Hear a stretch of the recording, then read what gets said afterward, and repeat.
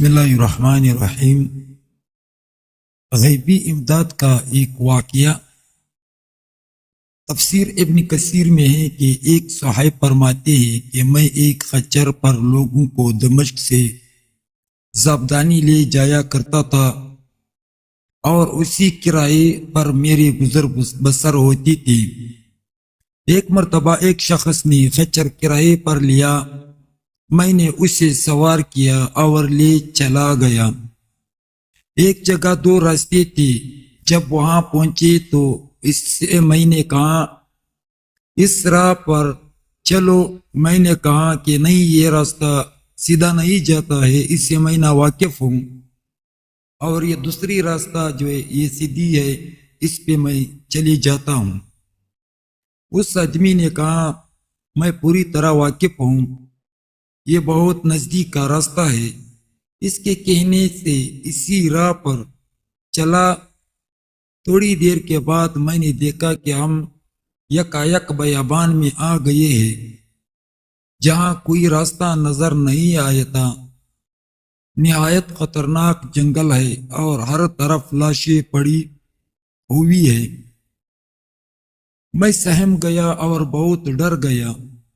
وہ مجھ سے کہنے لگا ذرا لگام تھام لو، مجھے یہاں اترنا ہے۔ میں نے لگام تھام لی اور وہ اترا اور اپنے کپڑے ٹھیک کر کے چھری نکال کر مجھ پر حملہ آور ہو گیا۔ میں وہاں سے سرپٹ بھاگا، لیکن کہاں بھاگوں؟ وہ آدمی میرے پیچھے پیچھے تعاقب کر کے میرے پیچھے آ رہے اور آخر کار مجھے پکڑ لیا۔ میں نے اس سے منت و سماجت کی، بہت منت زاری کی، لیکن اس نے خیال بھی نہ کیا۔ اور پھر میں نے اس سے یہ کہنے لگا کہ اچھا تو آپ یہ خچر اور یہ سارا سامان لے لو اور مجھے چھوڑ دو۔ اس آدمی نے کہا یہ تو میرا ہی ہے، ہو چکا ہے، لیکن میں تو تجھے زندہ نہیں چھوڑتا ہوں۔ میں نے اسے اللہ کا خوف دلایا، آخرت کے عذابوں کا ذکر کیا، لیکن اس چیز نے بھی اس پر کوئی اثر نہ کیا، کیونکہ اس کا دل پتھر کی طرح سخت ہو چکا تھا اور وہ میری قتل پر تلا رہا تھا۔ اب میں مایوس ہو گیا اور مرنے کے لیے تیار ہو گیا، اور اس سے بامنت التجا کی کہ آپ مجھے 2 رکعت نماز ادا کر لینے دیجیے۔ اس نے کہا اچھا جلدی پڑھ لے لو۔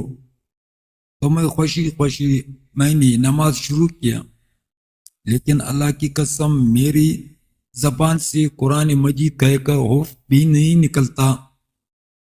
یوں ہی ہاتھ باندھ کر دوشت پر زدہ کڑا ہوا تھا، اور وہ آدمی بار بار یہ کہتا ہے کہ جلدی کرو جلدی کرو۔ میری زبان پہ نہ اللہ کا نام آتا ہے اور نہ میری گھبراہٹ کی وجہ سے نہ میں کچھ سمجھ پا رہا ہوں۔ وہ آدمی بہت شور مچا رہا ہے۔ اسی وقت اتفاق سے یہ آیت میری زبان پر آ گئی۔ ترجمہ یہ ہے، اللہ ہی ہے جو بے قرار کی بے قراری کے وقت دعا کو سنتا ہے اور قبول فرماتا ہے، اور بے بسی، بے کسی، سختی اور مصیبت کو دور کر دیتا ہے۔